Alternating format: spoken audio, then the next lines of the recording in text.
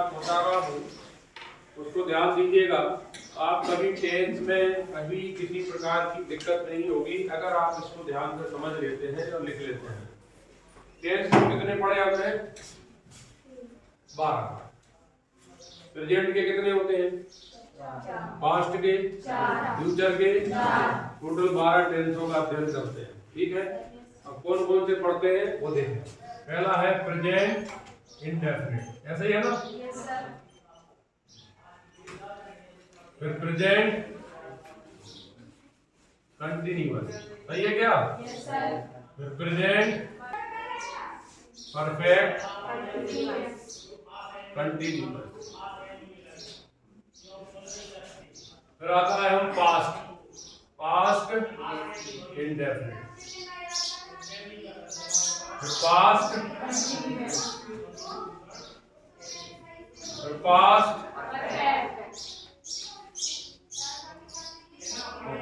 Perfect.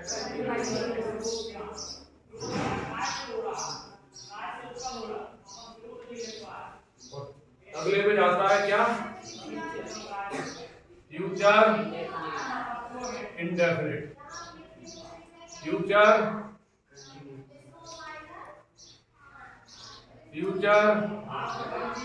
Perfect है और future continuous.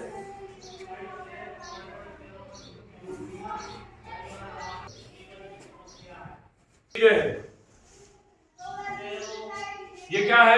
Present. ये क्या है? ये क्या है? फ्यूचर।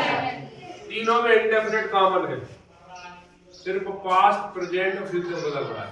सही है क्या? Yes sir. ये क्या है? Present continuous. कंटिन्यूअस। सही है क्या? तीनों में कंटिन्यूअस कंपलसरी है, सिर्फ प्रेजेंट, पास्ट और फ्यूचर जोड़ दिया।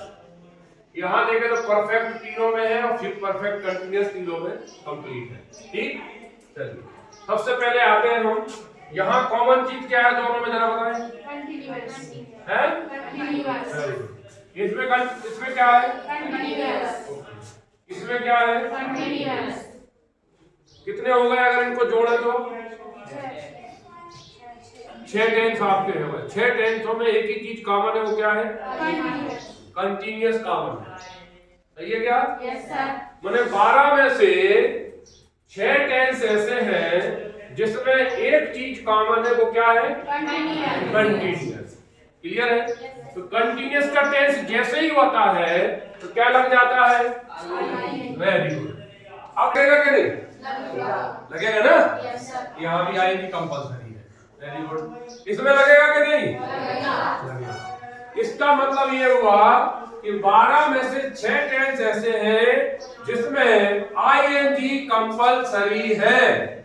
अब कंटिन्यूअस कोई सा भी हो, आईएनजी तो पक्का हो गया। इसमें कोई भूलने वाली चीज है क्या? कोई भूलेंगे अपन क्या? कंटिन्यूअस आ गया मतलब आईएनजी। ये क्या है? ये क्या है? तीनों में कोई एक चीज कॉमन बताओ। परफेक्ट कॉमन है। सही है क्या? इसका मतलब इसमें क्या लगना है? Third part. तो इसमें लगेगी क्या? इसमें लगेगी क्या? Very good. इसका मतलब 3 टेंस और हमें पकड़ में आए, वो ये परफेक्ट, और परफेक्ट के तीनों नियम में एक चीज कॉमन आई, वो ये कि क्रिया की थर्ड फॉर्म कंपल्सरी है, जिसे हम पास्ट पार्टिसिपल कहते हैं। तो तीनों में लग रही है कि अलग अलग लग रही है? अरे तीनों में लग रही है कि अलग अलग है? ऐसा तो नहीं है कि प्रेजेंट में थर्ड फॉर्म लगाई तो पास्ट में ना लगा रहे हो, ऐसा है क्या? तो प्रेजेंट में अगर थर्ड फॉर्म लग रही है तो पास्ट में भी, फ्यूचर में भी। इसका मतलब ये 3 टेंस भी हमारे बिल्कुल एक जैसे काम करने वाले हैं। तो 6 और 3 कितने हो गए? 9। बचे कितने अब आपको? ये 3 टेंस हमें समझने की जरूरत है।